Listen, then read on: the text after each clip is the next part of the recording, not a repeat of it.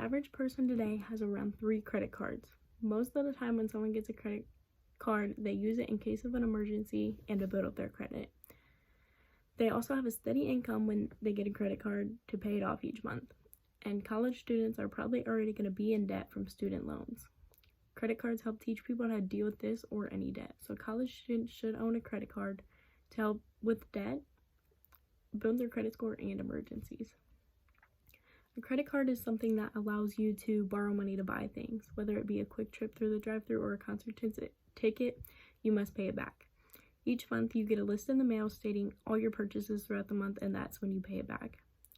You can pay it back in full or just make small payments. Along with paying the money you borrowed, the bank adds interest, which adds a little bit more money that you pay back.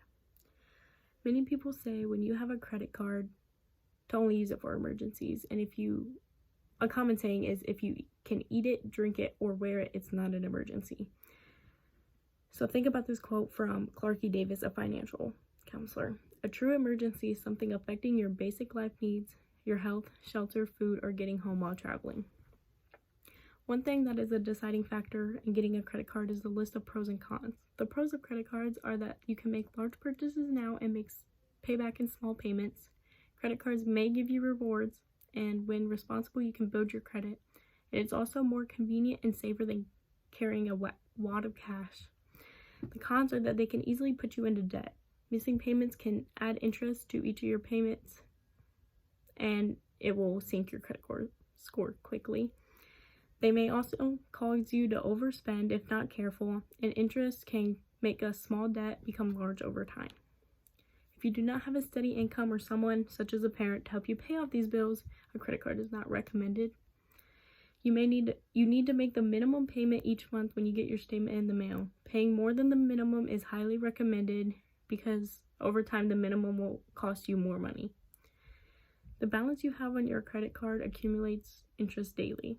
Paying off the full balance by the due date will save you money by not being charged interest. Along with payment talk, paying your bill on time will essentially save your credit score and save you money. There are added late fees if you do not pay on time. One way to guarantee payments made on time is to set up automated payments. In addition to payments, you need to understand the costs that come with a credit card. You need to be responsible when owning a credit card. A credit card is something that you will need to build credit.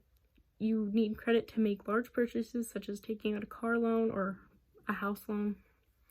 Staying within budget is another big responsibility. You hear that a lot. If you do not stay within your budget, you may not be able to pay it back and essentially pay more on it by not making your payments on time.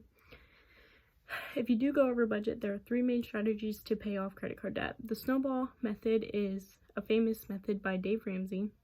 This method starts with paying off the smallest debt you have first and then use the money that was being used towards that debt and snowball towards another. The avalanche method is paying off the debt with a high interest rate and continuing to make minimum payments on all other debts. This method can save you the most on interest, but it is not the most motivational.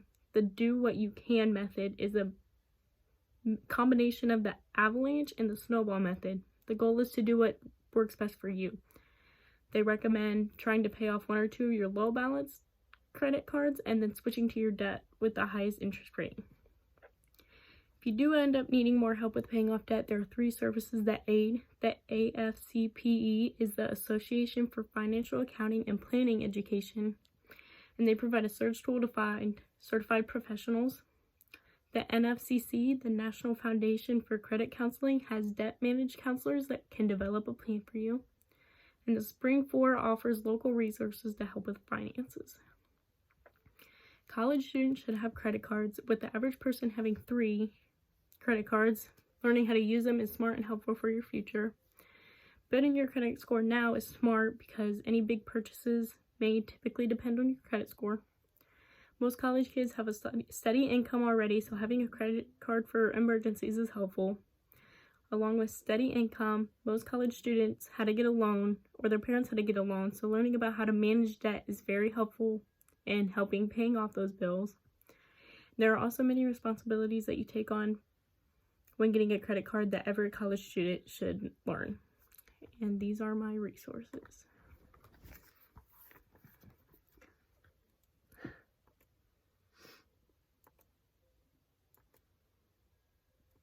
There's my references.